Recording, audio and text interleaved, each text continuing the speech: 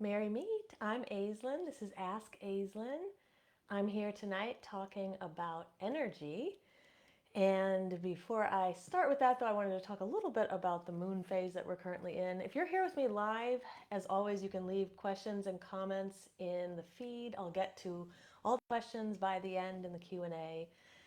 And if you are watching this back in replay, feel free to leave any questions in the comments, and I will definitely get back to you and answer all of them. So today we are in the waxing gibbous moon. We're at 68.8% illumination today. And we begin to feel this true acceleration of this waxing energy. So this energy can feel quite activating to a lot of people. People may notice that they have a little bit more energy right now. And we can use this energy to draw in things that we would like more of, things that we'd like to increase. So if you think about the moon getting bigger in its illumination, we can use that same energy to facilitate something getting bigger in our own lives. So things like abundance, success, love, better health, anything you want more of, now is the time to start drawing that in.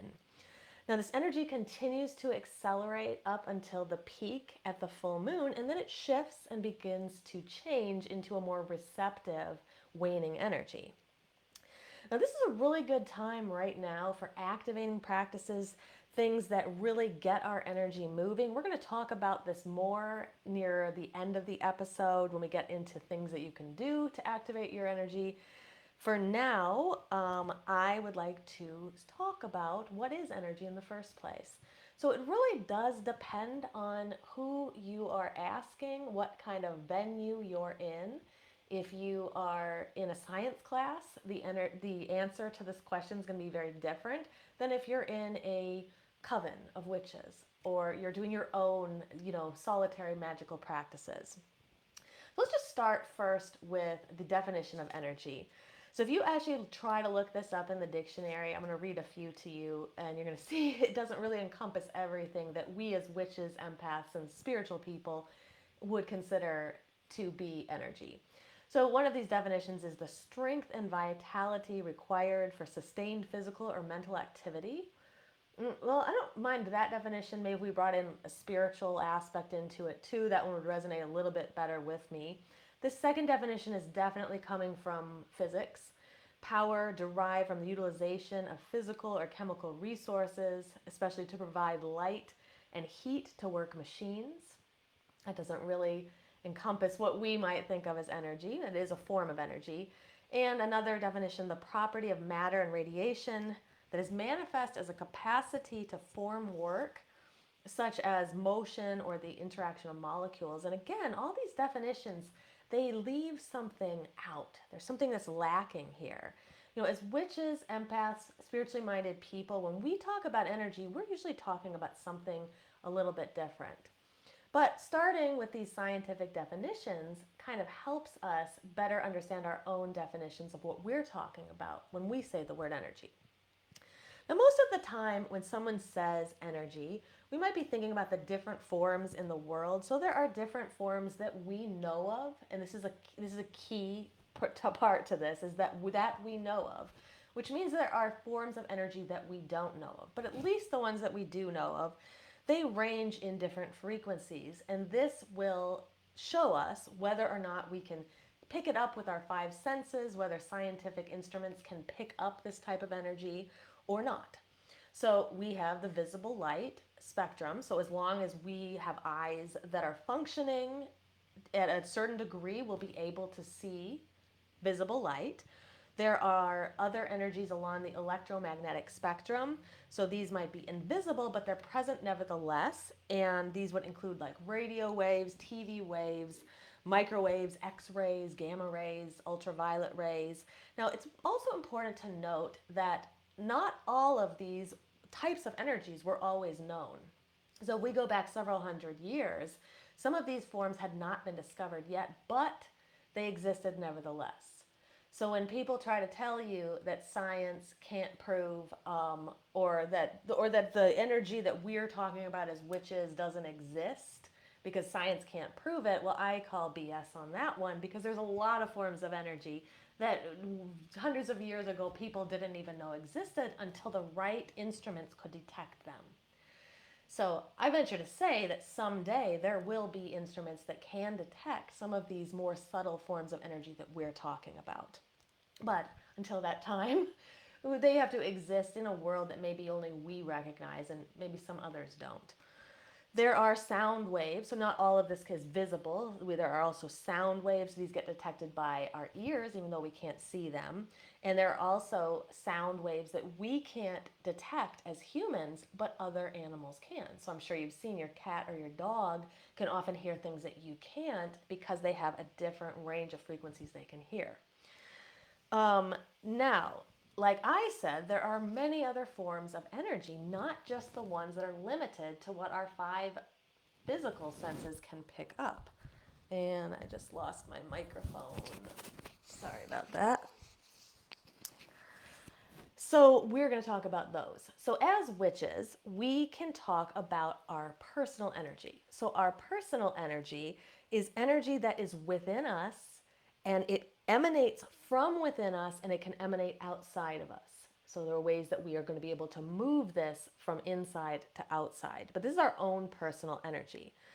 Now, this is going to include the non physical systems like the chakra system, which we're going to talk a little bit about.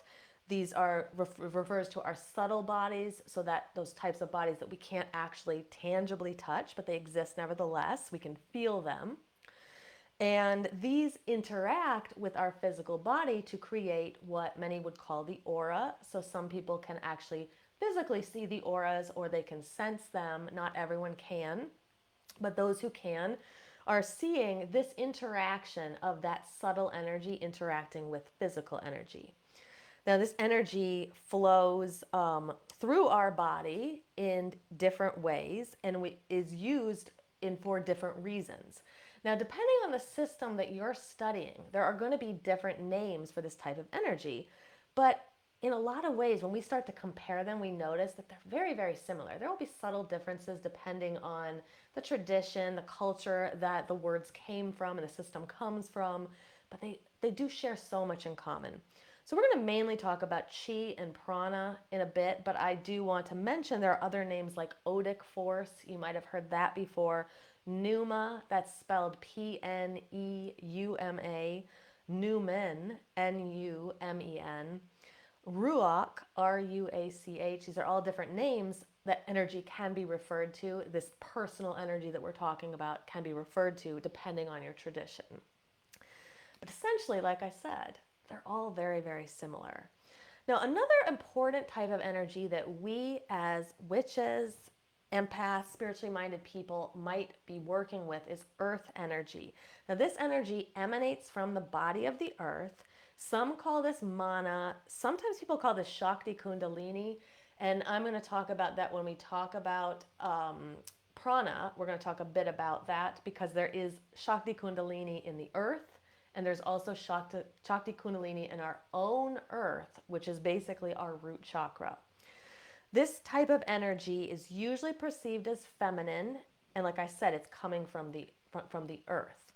Now, there's also sky and cosmic energy, so there's an energy that's coming from above us as opposed to below us. This energy emanates from the sun, from the planets, from the universe, from the moon and the stars.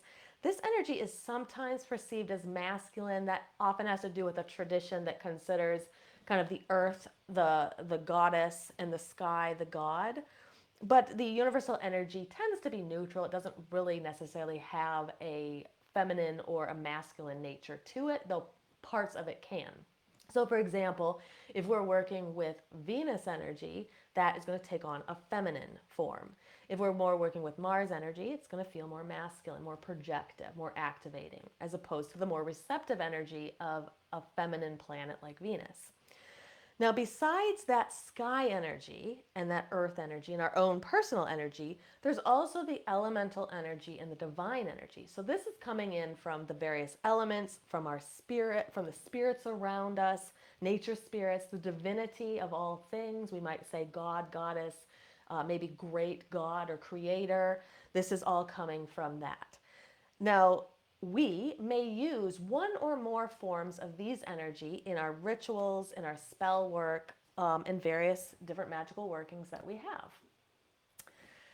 So I want to talk about chi and prana because these are the two forms of energy. These are the two forms of energy that I talk about the most. So if you've been following me a lot, these are the kind of words that I'll be using. But just know, like I said, there are other words for energy, and I'd venture to say they're all basically the same. Different practitioners might disagree with me, but if you really look at them deeply, you're going to notice how similar they are. So let's talk first about chi. Chi's a word that many people have heard. Chi translates to life force in some cases. Sometimes they'll say it's what underlies or unifies all things. And it exists in both living and non living things. So, even in a rock, for example, which science would say is natural but not living, it would have chi in it. So, it has this energy within it. Now, there are three types of energy that chi can fall into, and they're very similar when you hear them to what we just talked about with sky energy, the earth energy. It sounds very similar. So, there is what's called celestial chi. Celestial chi comes from the sun, the stars, the moon. See, this sounds very much like sky, the sky energy of witches. There is also animal energy. So, this would be the energy that's within us and the energy that's within other animals. And then there is terrestrial energy, which comes from the earth itself, and it can be harnessed by people. And in fact, it's essential actually that people do harness chi, earth terrestrial chi, because it's said that that's where a good amount of our energy comes from. So our chi, we have only so much of it, and it can become depleted, and we can actually bring more into the body by connecting to that terrestrial chi. So this is why walking barefoot, being able to actually touch the ground can be so important, because it puts you in contact with that important terrestrial chi. Now, our chi, like I said, can become weakened.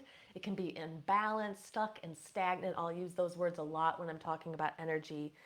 Now, there's ways that you can get the chi moving again, get it moving optimally. So one of the best ways is through acupuncture or acupressure. So acupuncture, you have to go to a practitioner who uses the very, very thin needles in order to stimulate these channels within the body and rebalance the way that the energy is flowing. Now, there's 14 main pathways called meridians in traditional Chinese medicine, which is where qi comes from. And there are over 2,000 acupoints. Each of these can trigger changes within the pathways, which then changes energy within the body. Now, I want to share a few with you. I don't talk a lot about this, but in some of my yoga classes, I will sometimes show acupressure points. So acupressure points tend to be laid on the body where the acupuncture points are. And instead of using a needle to activate them, you actually use pressure from your own hand or part of your body, usually your hand. So there's a couple of really nice ones, and I want to share them with you today. So there are two of them up here. They're called lung 2 and lung 1. Lung 2 is actually above lung 1. Now, if you go into the part here where your shoulder is attached to your body and you feel into that groove right here where the bone meets bone, you're going to work in there. And if you start moving that finger just down, just maybe like one finger width, we call this a sun in traditional Chinese medicine. It's actually spelled C-U-N, but pronounced sun. If you move that down, you'll start to feel a pretty tender point. So you can see it on my own body. It's like about here. So this would be lung 2. Now, lung 1 is if we travel a little bit further down, and you'll have to feel around for it on your own body, and eventually you're going to find another place that's kind of tender. Now, the nice thing about acupressure is because your finger is so wide, it's so much wider than a needle, you don't have to be as accurate as you have to be in acupuncture to actually get in here. So if you get in here and you find a tender spot, you're on the spot, it's working. And so typically what you do then is you want to use a spiral kind of clockwise or counterclockwise motion and use as much pressure as you find bearable. Some people can take a little more pressure than others, but you really want to make sure that you feel something. It should feel tender to you. Not so much that you can't bear it, that would be too much, but at least we want some tenderness here. And then you want to massage this for about 30 seconds. I like to do about a minute. Now, lung 2 and lung 1, they activate, like I said, there were 14 meridians. They activate one of those meridians called the lung channel. Now, the lung channel does work with the lungs, but there's other parts of the body that are also connected to this. So sometimes when we hear this word lung, we think it's just about the lungs, but this is just one of 14 energy channels that goes through the body, happens to move through right here, happens to move through areas near the lung, and it does affect your breathing. So this spot here is great for shoulder tension, as you can imagine, because of where it is. It's great for neck tension, but it's also really good for asthma, for wheezing, for coughing, for chest pain.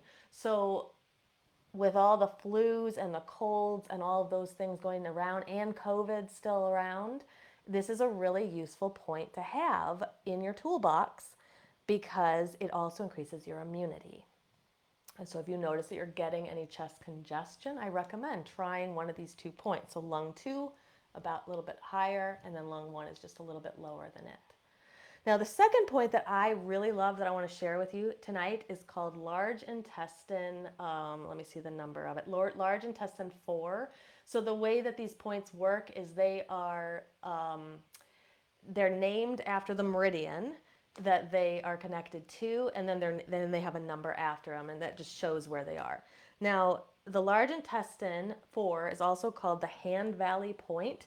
It is found in the meaty area between your thumb and your pointer finger. Now, if you get in there, you're going to feel that. That is, you're going to work around here until you find the most tender spot. And again, we don't want it to be so painful that you can't do it, but you want enough pressure that there's some tenderness here. And then again, you're just going to massage this point here, like in a counterclockwise or clockwise motion. Now, what I love about this point is that it is so great at reducing anxiety and stress. So I am a teacher by day. I teach students, and many of them have anxiety. They have test-taking anxiety. They have different learning differences. And so they're always looking for things that will bring their stress down in school. And I always teach this point to them.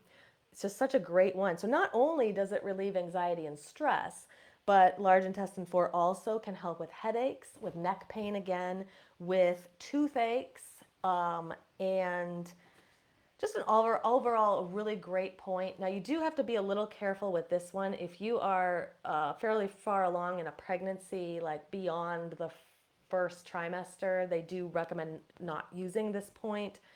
It can stimulate contractions in the uterus, and you don't want to take any risks there. So if you are pregnant, be careful with this one. I wouldn't use it unless you're very newly pregnant. So those are some acupressure points, and like I said, there's like over 2,000 of these all throughout the body, and they all have different mechanisms. And so not only can they help us kind of relieve symptoms in the body, but they're also really good for balancing the energy in general. Now I'm going to shift gears and talk a bit about prana, and you're going to notice as we talk about this, it sounds very, very similar. Now, prana comes from the yogic tradition, Ayurveda, the Vedic tradition of yoga. It is also translated to life force, though sometimes people also call it breath. The belief here is that the breath actually is our energy, it is our life force. Now, this exists in our pranayama kosha. So the pranayama kosha is actually a subtle body that's kind of laid on top or below the physical body. It kind of depends on how you're looking at it. Sometimes I'll talk about it being like a higher level. That really means more like it's closer to spirit. But in order to get to it, we have to actually drop down into it, which means we need to relax the physical body. So it's basically the energetic body that's kind of laid underneath the physical. Now here, this is also where our chakras exist. These are our energy centers, as well as our nadis. So like those 14 meridians that we saw in the qi, the traditional Chinese medicine system with qi. Here we have 72,000 nadis. These are energy pathways. The word nadi actually translates from a word that means stream, water. This is really about movement, and we can learn so much about how this system works just by looking at where the word comes from, what it translates to. So if you think about a stream of water, we want the water to be flowing optimally.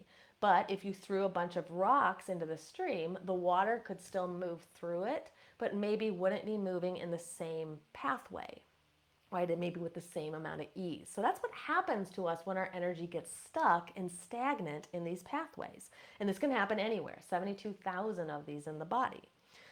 Now, when our prana becomes stuck, stagnant, or perhaps it moves too strongly, sometimes it's moving too quickly through areas, or it's not moving fast enough, it's kind of weak through others, this is what leads to imbalances in the body. And then we want to rebalance it. So, like when we're talking about qi, with traditional Chinese medicine, the ways to rebalance it is often through acupuncture, acupressure, qigong. This is another way to move energy physically and mentally through the body that will balance the qi. Now here with the pranic system, we move energy through the body as well, but they have some different practices. So we have asanas, which are what people are going to traditionally think of as yoga in the West. This is like a moving practice. So asanas, especially those that work specifically for the chakra system, will move energy through the body and will help to rebalance your flow. We also have pranayama, so just like the word prana itself, that energy, we use pranayama, which is specialized breath work, which will move energy through the body in a specialized way. So sometimes this is to cool the body down and to calm it down. So let's say you're too activated. And then sometimes this is to activate the energy. So let's say the energy's gotten stuck and stagnant. We want to get it moving. So in that case, we need activating pranayama. We can also do meditation. You know, your mind is so powerful. It can do so much. You can actually move your energy through your body just with your mind. And we can also do Kundalini energy exercises or Kriyas. These are repetitive movements that kind of look sort of strange, but they are so fantastic at moving energy through the body. So in one form that I often will show, you put your hands here on your shoulders, and then you take an inhale as you turn to the left, and then you take an exhale as you turn to the right, and then you speed this up. And you do this for about 2 or 3 minutes, and you're breathing in and out through, hopefully you're able to close your mouth, breathe in and out through your nose. This will shake so much energy up here in the midsection. We get a lot that gets stuck here in the solar plexus and in the heart. And this will really start moving all the energy there and get rid of some of these blockages. There is also, I wanted to mention, I had spoken about Kundalini Shakti near the beginning, and I talked about it in reference to the earth. So the earth has Kundalini Shakti within it. It's like the feminine energy of the earth. But we also have this Kundalini Shakti in our own bodies. It exists down in our own earth center. Our earth center is our root chakra, which is at the very base of the spine, the energetic center at the base of the spine. Now here, this is our source of grounding, our source of stability, and feelings of security come from here. This is our own earth. This is where the earth element exists in our body. Now, our Kundalini Shakti also exists there. Now, this is energy that is unawakened. It's unawakened pranic energy that we can use, especially if we practice a great deal. So in future episodes, and also I dive into this more deeply into in my membership, where we begin to study these things at greater levels. But when we practice certain exercises over and over and over again, we can awaken this Kundalini, this Shakti Kundalini energy. And it is an eye-opening experience when it happens. And what is really great is if we know how to awaken it and we know how to use it, we can use it during rituals and magical practices. And this is where we really begin to take our magical practice to the next level, when we can bring this energy up.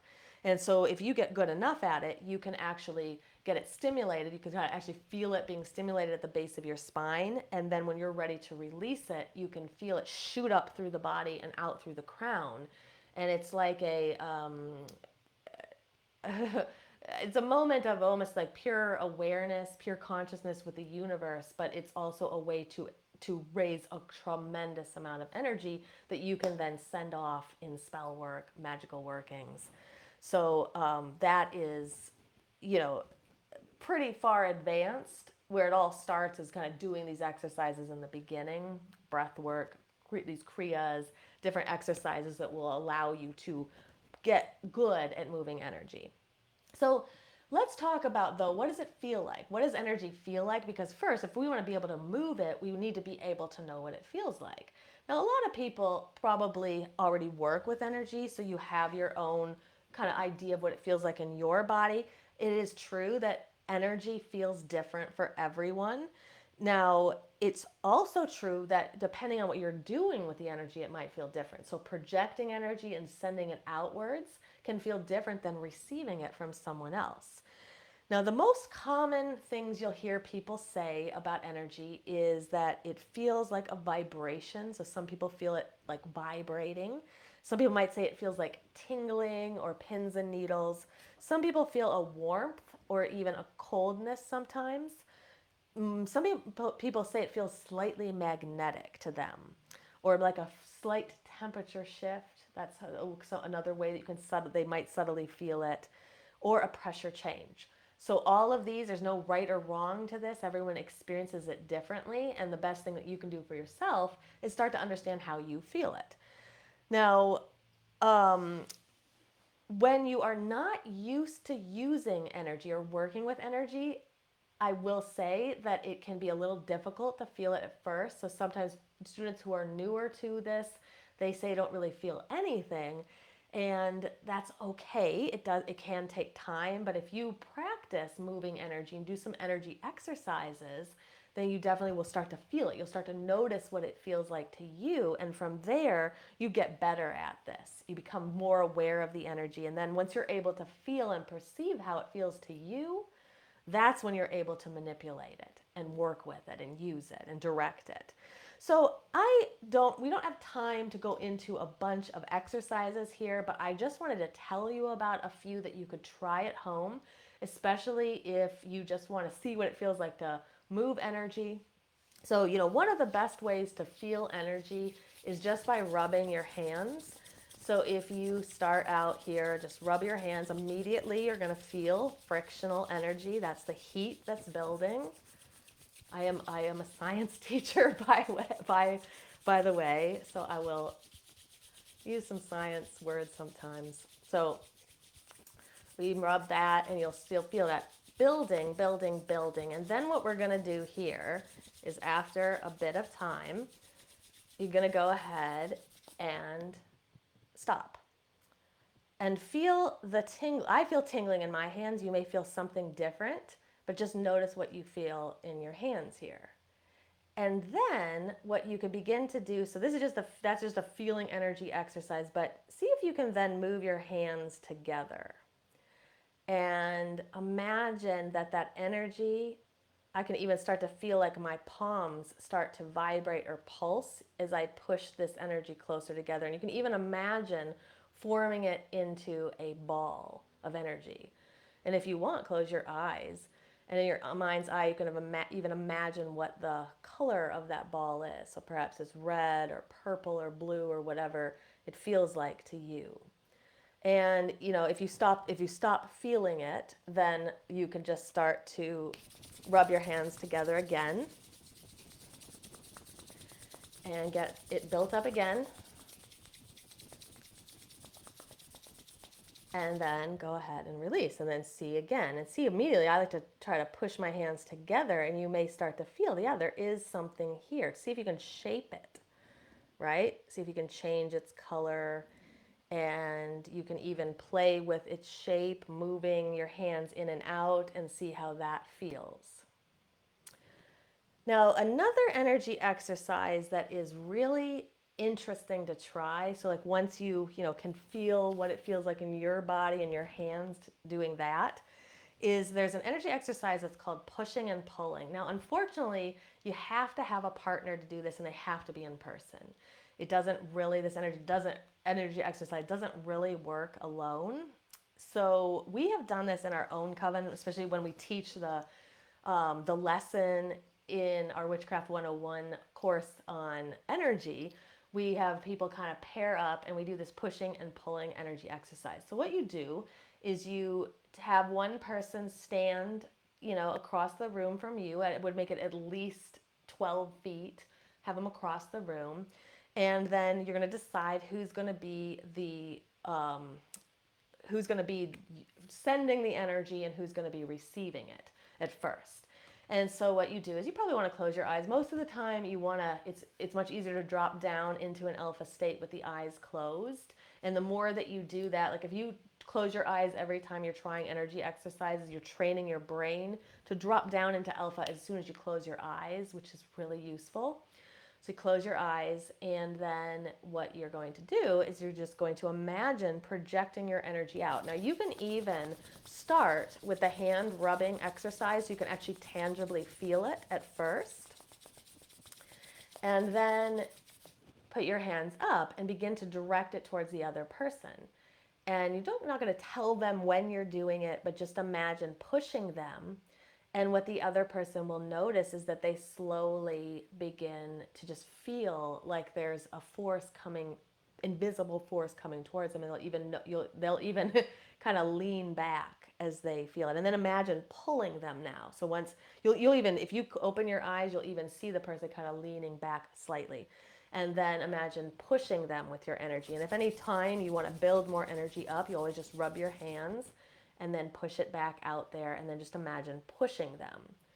And then after you've done this for a bit of time and you realize that you are able to actually send energy to somebody and they can actually physically feel it when they're very close to you, then you can switch roles and then you be the receiver and let them be the projector, the pusher. So it's just a really neat exercise, and many people at first are kind of skeptical of it, but when they try it, almost everybody is like, wow, it really, you can really feel it, and you can feel it pretty quickly too. Now, once we can feel and sense the energy, the next step is to move it. So how do we move energy? Well, we have a bunch of different ways. So we can ground with our energy. So grounding is where we either, a lot of times when we ground, we're thinking of kind of putting our energy back down into the earth. So if we have too much energy, we're too activated, we can ground that energy back down into the earth in order to be recycled. But grounding also there's a vice versa to this, because when we ground, we're also drawing energy up from the earth and then moving energy back down. So remember, we talked in the beginning about in Chinese medicine, because of terrestrial earth or terrestrial qi being so important, people walk barefoot at times, or we want to be connected to the earth for that reason, because we want to draw the energy in. So in grounding, even though oftentimes we're sending our energy down into the earth, we also want to be then bringing its energy up into us to kind of fill the spaces that we let go of. Now there's also centering. So once we've grounded, when we center, we bring the energy into a certain part of the body. Now, everyone's center tends to feel a little bit different. Most people are going to feel it in the solar plexus, which is a few inches above the navel, and some people feel it in the heart. That's two most common places. But everyone's different, so wherever you perceive your center to be, centering is where you pull energy, wherever it's coming from, whether you're bringing it up from the earth, maybe pull it up through the body. Your body is a vessel, and then you bring it up into your center, and you hold the energy there. So perhaps holding the energy in the heart space. Now, from there, we can do other things with it. So we can charge things. So charging is where we move energy from us into an object. So witches do this a lot. We might charge stones, crystals, jewelry, spell work, various different things, tools that we have gotten. So that is just bringing the energy into that object so that it can then be perhaps sent off somewhere, or that object can hold that energy for us for a time. We can also channel energy. Now, channeling energy is where we move energy from one place to another place through us. So the most common way that you'll hear people use channeling is through channeling spirits. So essentially what they're doing is there's the spirit has its own energy, and they're bringing that energy through them and then into something, whether that is, it can be through spirit boards, automatic writing, or just speaking it out and bringing the message out, but it's bringing that energy through their body and then out into the world. And we can also raise energy, which is where we move energy from one place and we cluster it and we bring it all into one spot, and then we get ready and we release it at some point.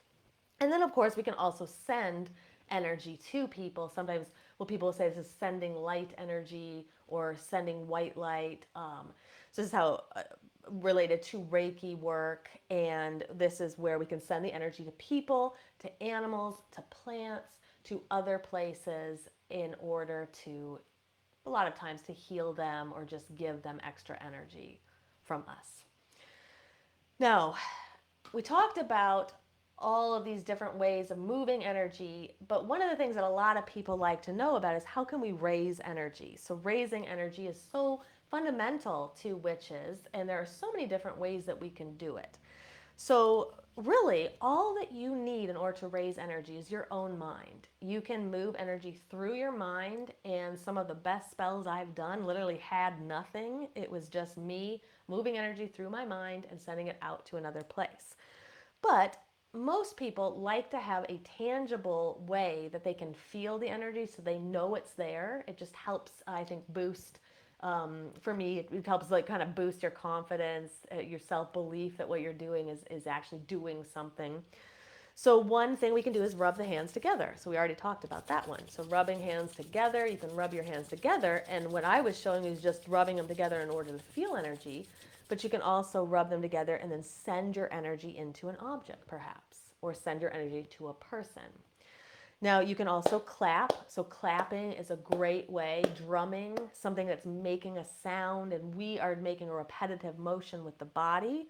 Repetitive motions are really great because they kind of knock us down out of that conscious mind space where the ego is dominating, and they knock us down into the unconscious.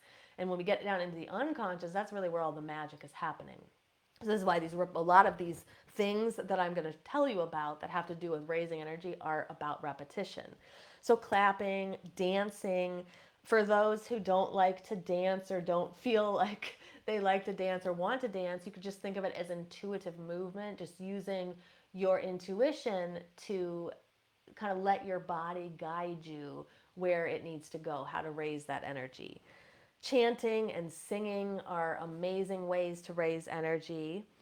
Breathing in a specific pattern. So I talked about pranayama earlier, so breath work. So breathing in a certain pattern can raise great amounts of energy. So you can use those pranayama exercises, those special breath work exercises to break up your stuck and stagnant energy.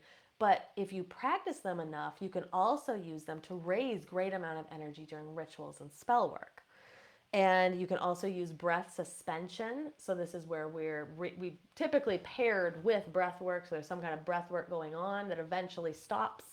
And then rather than exhaling right away, you hold the energy. The longer that you hold it, you get into this deprivation state, and the energy builds and builds and builds and builds, and then eventually letting it go. It's a very powerful way to send out energy. We can draw energy from the earth. So we've talked about that a bit, drawing it up. And then perhaps we're drawing it up into us and then using our own hands to project it into something else. We can also do finger scraping. This is one of my favorites. So when the pandemic began 2.5 years ago and our coven had to go online, everything we had done was in person. So raising energy in person is a lot easier than raising energy when you're alone and you're trying to lead people through rituals and through the computer online. And so one of the ways that we began very early raising energy was through finger scraping. It is crazy how much energy you can raise through finger scraping, even more so than the hand rubbing. So here's where you just take the nail beds and you rub them together like this. And you've got to do this for a while. I would say at least a minute, maybe even 2 minutes. And if you've got a manicure, you may not want to do this. That's where the hand rubbing can work. But if you don't mind, you just rub your nails together like this. And honestly, what's interesting to me about this way of raising energy is that when you're hand rubbing, you will immediately feel that heat building, that frictional energy between the hands. So you feel it immediately. With this nail rubbing, or this nail scraping, you don't really feel much. It's kind of just weird. It feels kind of weird. But if you do this for a minute, 2 minutes, when you finally stop and let go, the energy that you feel radiating through your palm of your hands is crazy. When I've led people in rituals, they've mentioned this before too. They didn't expect how much energy they could raise this way. So one of my favorite ways of raising energy. And then we can also create a cone of power. The cone of power is usually, you can combine it with other aspects here. So you could chant, you could clap, you could dance. But what we're doing with the cone of power is taking the energy that's kind of here, and you almost think of it as a cone. And there's this wide base here where we're kind of gathering all the energy. And then what we're doing is we're directing it up into this point, because that focal point at the top of the cone is going to be the most powerful, most potent with energy. And if you work with a group, especially, you can do the cone of power where everyone's kind of imagining, building it in their minds until the moment that it gets released out into the universe and sent to wherever the intention is. But you can also do this alone. Like it's you don't have to be in a group to build a cone of power. Now, once we raise the energy, well, what are we doing with it? Well, we can charge items. I've already mentioned that. You can send it into jewelry, stones, tools, different magical workings.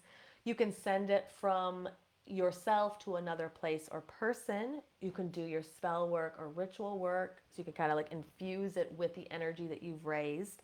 Or you can do healing work as well. And those are just a few things that we can do with the energy. Now, before I end here, I just wanted to mention that going kind of spiraling back to what we talked about in the beginning, us being in that waxing moon right now, especially that waxing gibbous, where there's so much activated energy. We can use this energy to break up the stuck and stagnant energy in our own bodies. And I talk about this so much and I'll just talk about it forever because it's so crucial. Like, every single one of us has stuck and stagnant energy in the body, whether we want to believe it or not, or we think it or not, we have it there.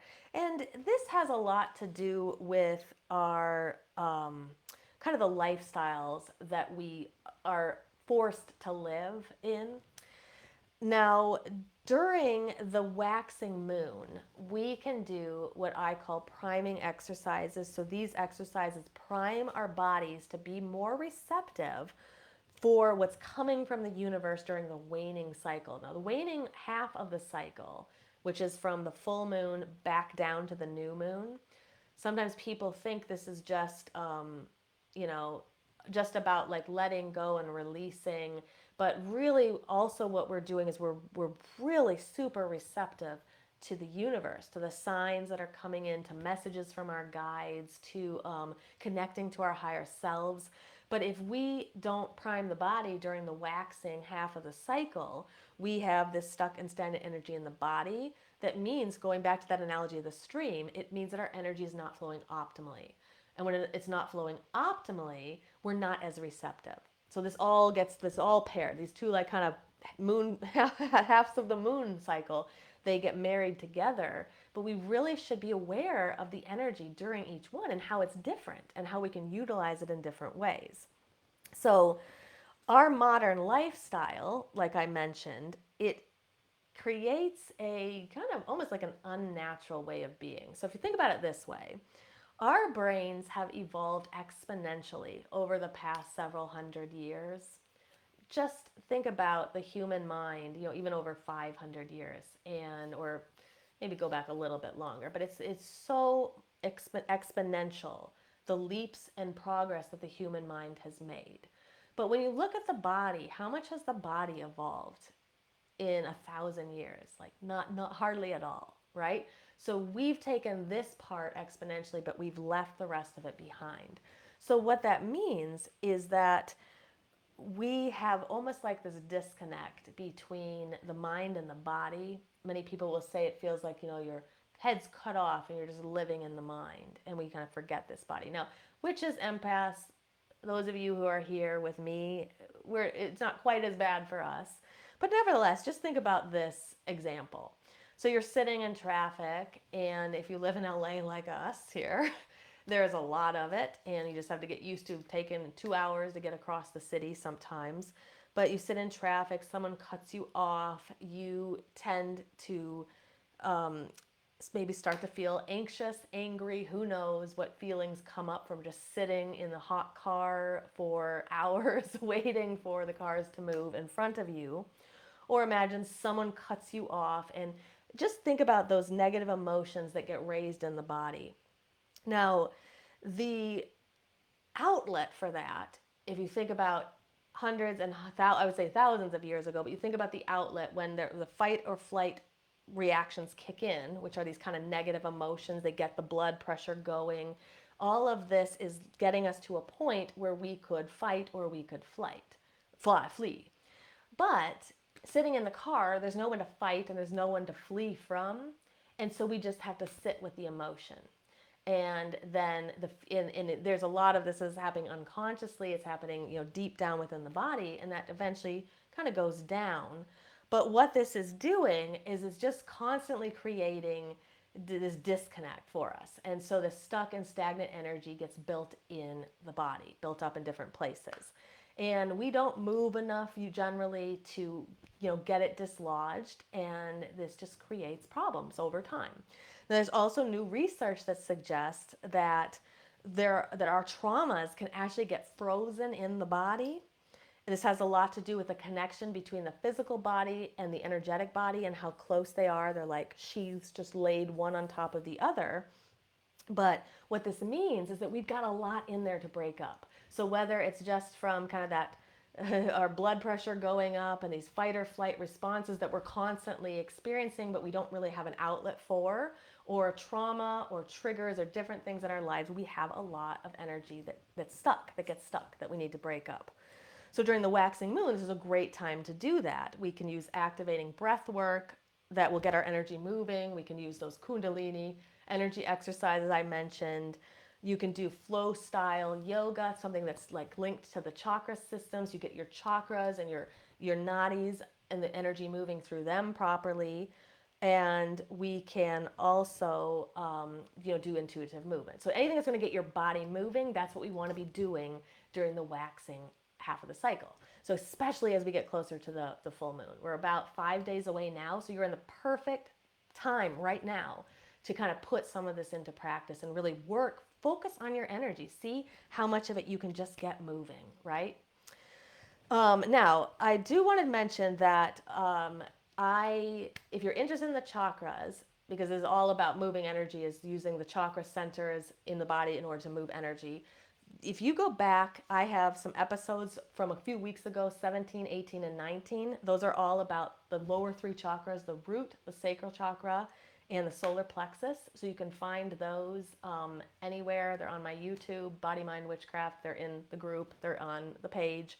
And then I'm continuing on with the rest of the chakras starting next week. We're going to get into the heart space, and then we'll move up into the more spiritual centers where we're going to get into the intuition and everything.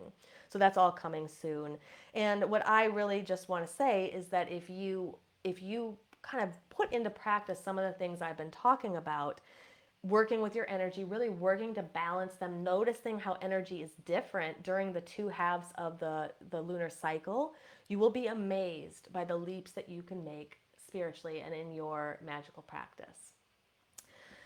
All right, so I don't see any questions or comments here, so I'm just going to end really fast by mentioning that on Sunday, 11/6, we are hosting a Samhain ritual. This is a ritual at the crossroads, and it is an awesome ritual. We are going to do a tolling of the bells where we're going to honor everybody's dearly departed loved ones. Everyone can participate if they want to. It comes to it live on Zoom.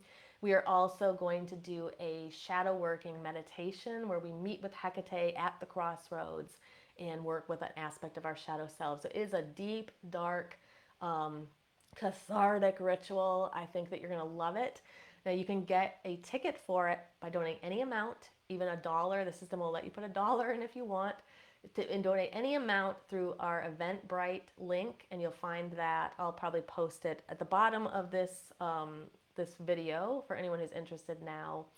But I hope that you'll join us. It's a really great ritual, and we're actually doing it on astrological Samhain, which is the exact midpoint between fall equinox and the winter solstice, is on the 6th. So it's going to be the point when the veils are at the absolute thinnest that they can be. They were not the thinnest on 1031 or the Samhain that most people celebrate on the 1st. They're going to be the thinnest on the 6th. So hope you'll join us. It'll be an amazing ritual, and I hope that we'll see you there. And for those who are interested, our shadow work and energy work membership. If you like what you hear in some of these videos, you want to take this to the next level, get a little deeper with it, get some actual time to work with me in a group setting. Our shadow work and energy work membership, Shadow Seekers, will be reopening for just a few days at the end of November. So if you're interested and you haven't already told me you're interested, let me know. We're only taking a limited number of people. So you want to make sure that you get on the wait list so you get to hear about everything before the doors even open and secure your spot that way. All right. So I am going to take off now. It was great to be here with you. I hope you enjoyed learning about energy. If you have any questions or comments, please put them here or go ahead and message me. And until next time, blessed be.